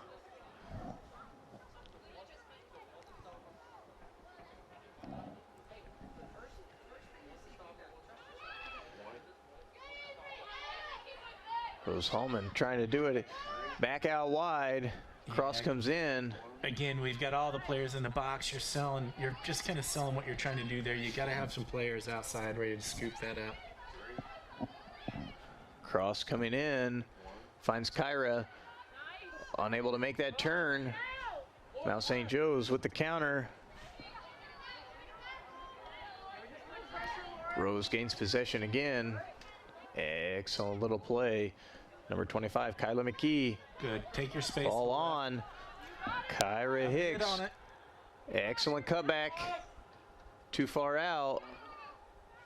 Just caught her on the face. Unfortunate there. Into the arms of the Mount St. Joe's goalkeeper. Boy, 18 to go. Is a lot of time left. Rose is really doing a good job of holding on this momentum back that's coming from MSJ right now. Yeah, Rose, the last minute or so, able to get the momentum on their side. Mount St. Joe's trying to swing things again. Number 7, Lane Lawrence fouled just on this side of the half. And these are the breaks you got to get. Make something happen here. Put it one in the net, and you're going to silence this attack coming.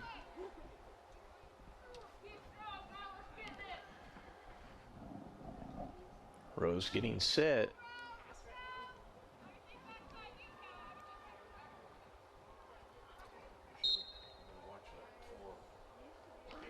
Ball coming in. All the way over the top. Flick on, just left the goalpost. Got a lot of subs coming on right now. Rose-Hulman sending the senior, number 13, Ellie Ogden. Yep. Now see, if that goes in the net, you've really put the glue over the top of the funnel that's been unleashing the attack from MSJ. They've been really finding success, shutting down the Rose passing lanes and turning into quick counters. And that was some heavy pressure. Yeah, right now this game's wide open. It's still anybody's game. 17 minutes left. Mount St. Joe's putting some pressure on. Here's a quick opportunity for Rose. You got to keep it on the touch, get it down the corner. Yeah, and this game's been so close that if Rose could get a second goal, it would be really disheartening for Mount St. Joe's and just could be the difference.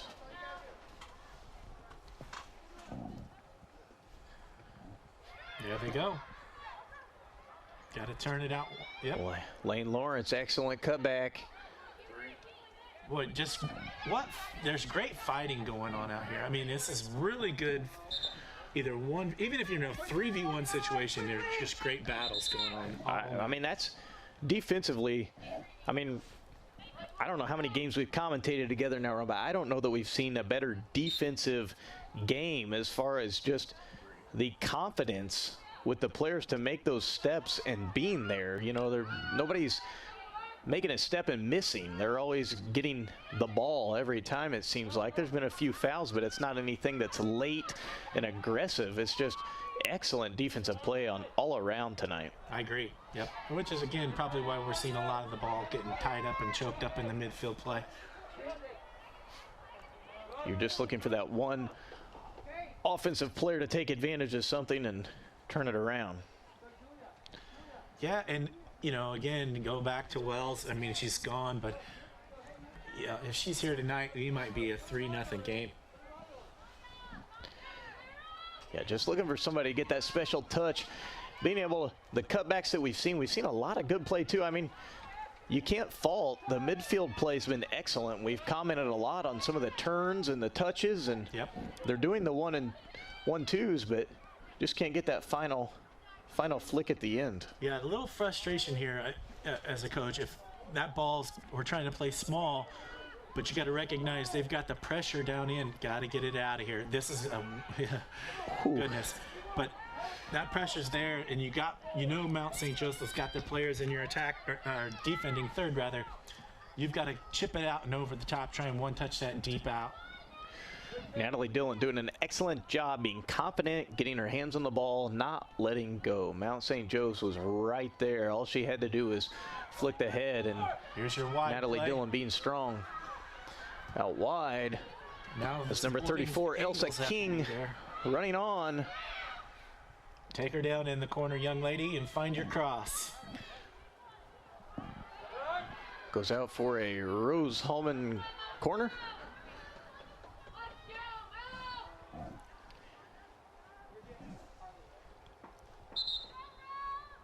And number 18, Sarah Shoemaker coming back on for the Engineers.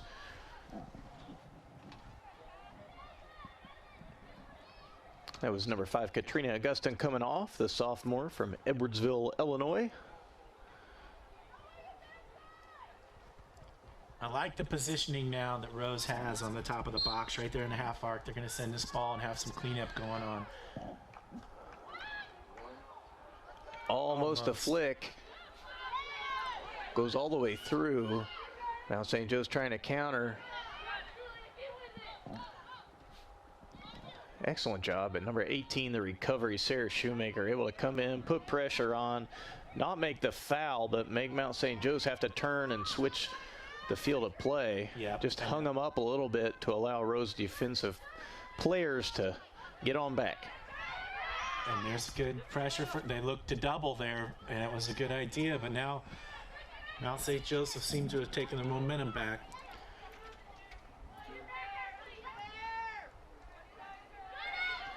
Rose-Hulman. There's Lane Lawrence looking to find Kyra Hicks. Excellent job playing the ball through. Physical play, flick, unable to get it on. Yep. The goalkeeper and the defensive player coming in strong. Looks like it's just going to be a goal kick.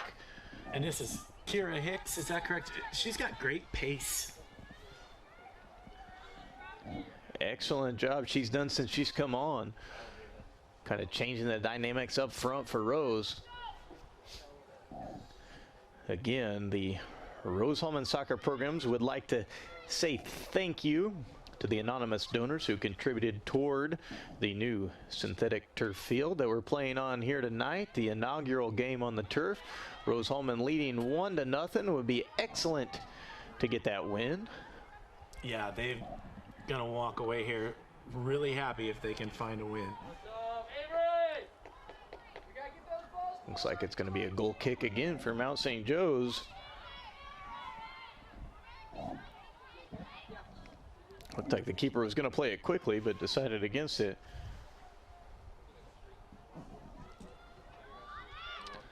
Ball played over the top. That's a good ball to feet, head to feet, find some space. It's number 24, Caroline House, heading it out wide. The turn by number 7, Lane Lawrence. Excellent long opportunity, bounces in. The goalkeeper for Mount St. Joe is able to knock it out. It's going to be a corner kick for the Fighting Engineers. Amy's going to be happy there. Lane gets the ball, turns it inside quick, and finds a good quick shot. And it had a good spin on it, and the keeper made a great save there. I'm just waiting for something to happen on one of these corners. I think just flick it up high. There's Kyra trying to make something happen. Just hitting it with her knee. Looks like it's going to be another corner kick for Rose-Hulman. Jody, let's get in front of here. Where's poetry?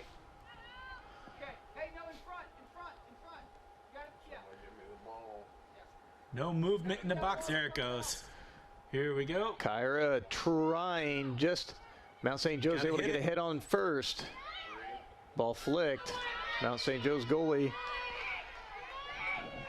I'd like for Rose to get about 3 more of those corners, because you know they're going to score if they get a couple more. They're doing a better and better job getting closer and closer. Yeah, and then a statistical characteristic of this team, they always seem to have a lot of corners. Shoemaker plays the ball up wide, trying to find Hicks again. Good pressure. Got to keep the ball, good weak side pressure.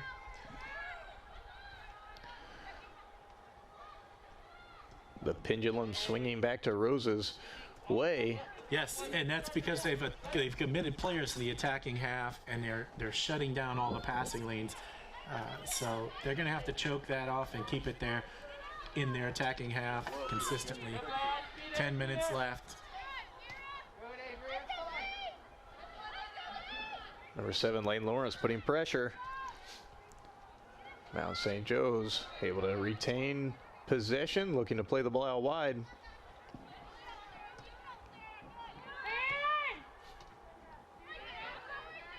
Good turn, good look, take your time. 10 minutes left, Greg, come on.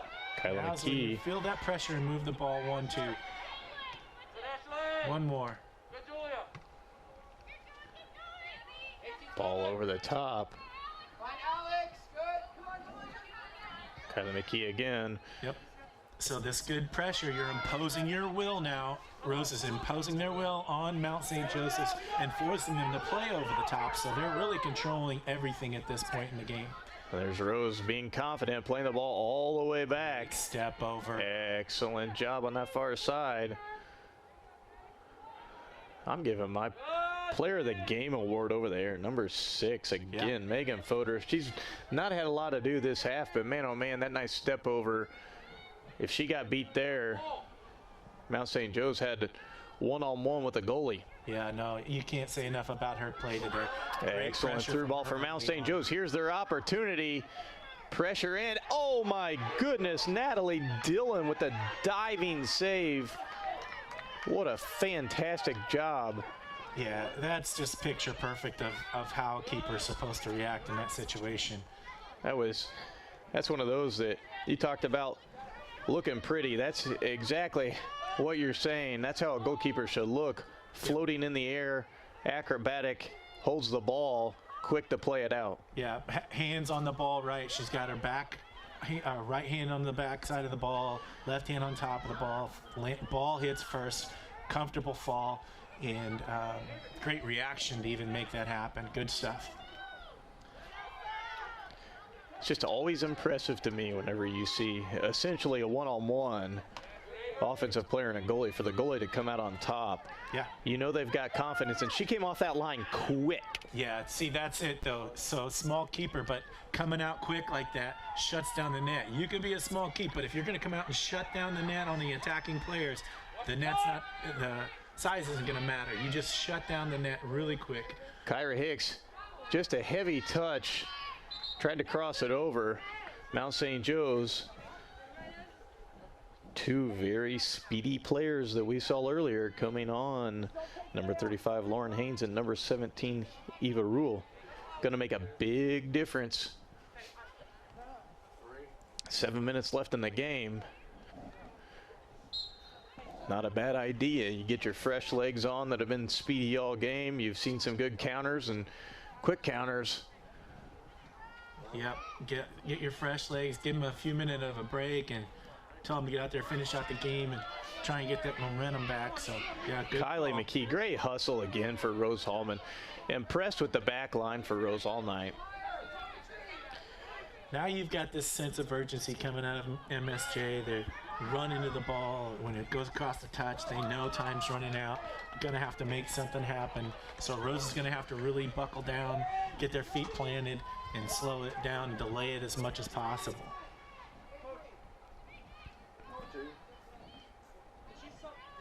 Mount St. Joe's got a corner kick. Looking to make something happen. Excellent ball in. Rose, great little flick out. Mount St. Joe's, everybody up. Yep. There we see again Natalie Dillon coming up big for the Engineers. 6 minutes left, still leading 1-0, trying to get a win under their belt for the first game of the season. That's some good play there by MSJ.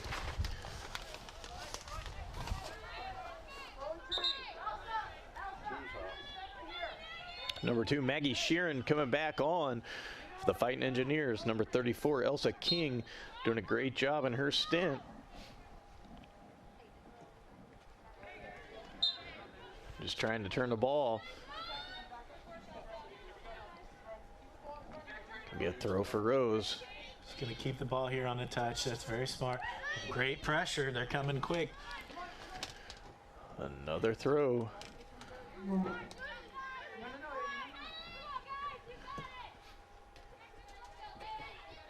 Seems like it's go time for both teams. It's amazing that after the entire game, 5 minutes left, seems like there's more energy now than there has been all game. Both teams are ready to go. It's almost like they're reacting to each other's energy levels.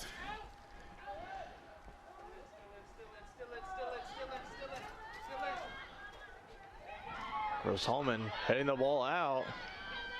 Oh, beautiful touch in Mount St. Joe's just trying in the near post. Natalie Dillon there again. She's got to have 10 saves this game, it seems like. Yep, and key saves too. A lot of the balls though haven't been heavy. You know, the velocity on the balls coming at her haven't been too heavy. So she's been able to kind of scoop it up nicely, but everyone's been key. Yeah, both teams showing 12 shots. Those aren't all on goal, but doing a great job tonight, both keepers. Yeah, that kind of, boy, it doesn't that just explain the entire match though, really. It's been a trading back and forth. Yeah, not shocked. Both teams, exact same amount of shots. Caroline House trying to keep possession. There we see, winning the ball back quickly. Rose looking to turn. Lane Beautiful Lawrence turn. just dies out again in the final third, trying to make that statement goal here at the end of the game. Either team still in this. Oh, unlucky fall there. Mount St. Joe's one touch away from having that breakaway. Yep. Excellent pressure again by Rose-Hulman. This is the fight. You know, you're coming down to your 90th, and this is, again, your training atmosphere. You're trying to impose what you've been working on so hard. And not only off season, but you know the season's coming up and your first team's there, all that energy, and you're wanting to really impose your will on the other team. This is their chance to show whose training atmosphere is the best. Excellent job. Number 13, Ellie Ogden, keeping that ball in play. Looked for sure like it was going out. Able to maintain possession. 2 minutes and 45 seconds left. Rose-Hulman still leading 1-0. I like that look. Ball played all the way back. Mount St. Joe's trying to go over the top. Got to go square again. Just a little too late on that square pass. If she sends ball that through, here's Mount St. Joseph's chance. Number 16, Petrie Bedgood. Excellent recovery. Number 3, Christina Rogers, coming up huge. Yeah, for can't the say enough Engineers. about that. So recovery was at a straight line, a little bit towards the post. She got there and shut that down. That was a hard recovery, and she was able to make it happen. Very impressive. I don't know if people can truly understand the energy that's happening right now in this game. There's 2 minutes left. There's not fans, but it feels like it's packed here because of the energy that everybody's, shouting and into this game. It's a fantastic game. Excellent ending. Both benches up, standing, screaming. Yep, that's a great point, Coach. Way to pull that out of there. It is very high. It's highly energy. It's like an atom bomb ready to go off. Everybody's excited and wanting to get this goal. You can feel another goal's coming. I mean, this is HCAC action. I mean, we usually see some close games, but this has been energy all game long. They haven't stopped. I don't know how they're still running, how they have the energy. Again, that's that training atmosphere. You really got to take it to another level.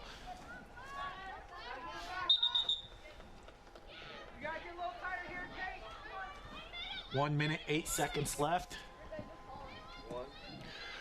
Rose with the headed flick. There's Kyra Hicks. Just go to that corner flag.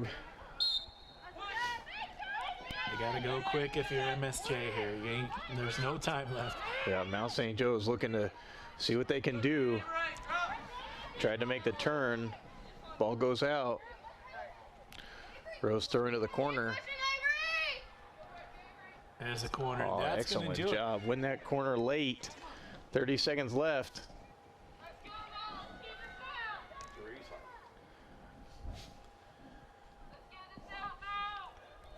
And you know, if you even try to delay here, you're going to get a card. I was going to say, my shoe's untied. I'm going to sit there and tie that all night. Ball in. Excellent step by the keeper. Here we go. One more chance. Rose stepping in front, winning that ball back. The turn. Can anything happen? Lane Lawrence looking to get a last-second goal. Wow. Almost. Brilliant. Time's going to run out. Rose-Hulman Fighting Engineers winning the inaugural game here on the new synthetic turf against Mount St. Joseph, 1-0. Great game. Just a great game, well played, high pressure all the way through. There was this massive middle third battle that just went on the whole way, trading punches. And the excitement at the end, like you pointed out, gosh, that was something. I mean, we've commentated several games now, Ron, and I don't know that we've watched one that felt better. I mean, I felt like a great game. It was only 1-0. I mean, I know some people are going to say, well, you know, a 4-3 game's a great game. No, that 1-0 game was exciting, and especially we get down to the last 10 minutes, and man, oh man, it was back and forth. I really enjoyed that. Yeah, and it came down to a mistake. I mean, Mount St. Joe's came out early with the squib ball that got through. She tried to scoop it up as a keeper, but got through and she couldn't quite get it, and that led to a goal. And other than that, it was a lot of really close, hairline shots at nets on both ends. 13 shots for Rose, 12 shots for MSJ. But this just battles all over the pitches tonight, and it really lit up, and it was fun to watch. I mean, just so much fun to watch. Yeah, if I had to pick a player of the game, I think I'm going with the entire defense for Rose-Hulman. I mean, specifically, I'd probably pick out number 6, Megan Fodor, and then also it was number 25, Kyla McKee, both on the wings.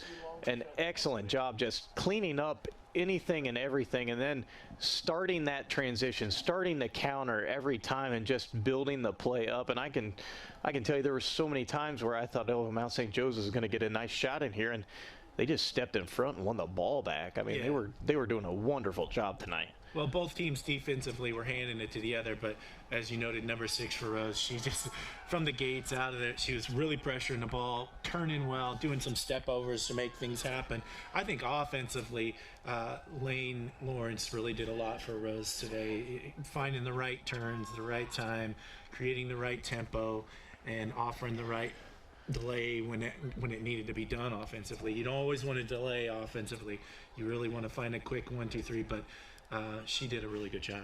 And she's going to be interesting to watch this year. Second leading scorer for Rose-Hulman last year, and she's just a sophomore this year, so it'll be interesting to see how she progresses through the season and how she builds upon tonight. It was really exciting, too, to watch some of the young faces here for Rose-Hulman come on and get some minutes and really play. I mean, we saw a different group of girls in that second half than we saw in the first half. There were 3 or 4 subs that Coach Hellewell really held on to and allowed to kind of play and come into the game, and they were doing a pretty good job. We saw Kyra Hicks in there. We saw Elsa King get some minutes. We saw Caroline House in there. And so a lot of these freshmen, there were more who were out there. Those are just some that had some extended minutes here tonight that it was exciting to see what they're going to do and how they're going to progress. If they can be playing for 4 years, watch out whenever they get there, because, I mean, you're talking number 2 and number 3 teams in the HCAC preseason, and my, oh my, what a game.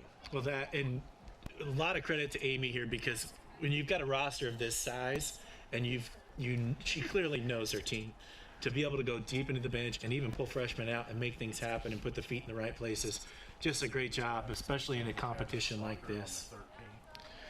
Excellent job. And again, here at the Indiana Sports Network, we're going to be covering a HCAC doubleheader with the men's soccer and women's soccer coming up here on March the 13th. So we're excited about that.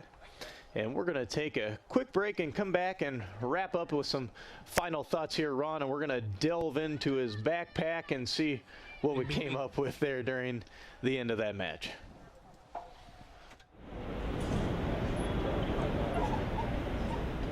Athletes know that injuries happen. When they do, let our team help get you back to your team sooner. Union Center for Sports Medicine. We prevent, diagnose, repair, and rehabilitate injuries to get you back in the game. Union Center for Sports Medicine.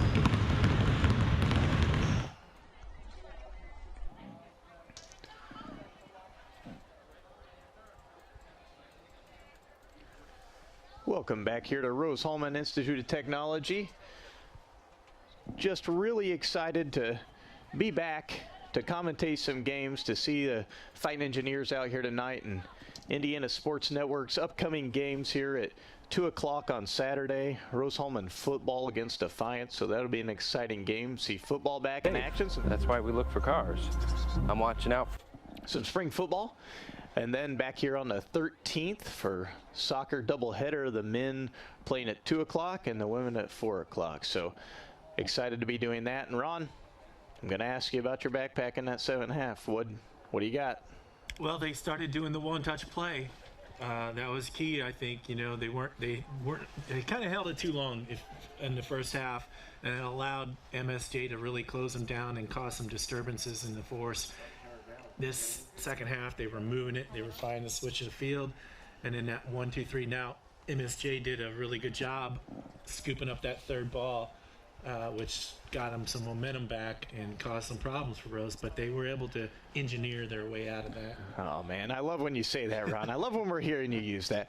We just really have to say thank you again to the anonymous donors. This synthetic turf tonight, it was fantastic just to look at it. I know you walked on it earlier. You really liked the feel of it, so I was impressed. It really does look well, and I just got to say, tonight's game, I was excited. I hope they're all this way. If they're all this way, yeah, this is going to be a great season. Well, I'm just going to throw this. When you come here and you see this field, it makes you want to play. If you're a soccer player, you see it, you just want to play. So visiting team, home team, whatever, you're going to come here. You're going to have a lot of fun. And Rose-Hulman winning tonight's game against Mount St. Joseph 1-0, very even all game long, starting their HCAC conference and season 1-0. We are the Indiana Sports Network. I'm Dustin Jorgensen. This is Ron Kernicki. We've appreciated commentating your game tonight. For danger, to keep you safe. Daddy, who watches out for you? Protect your family and loved ones with Micah Bonomo. You're watching Rose-Hulman Soccer on the Indiana Sports Network.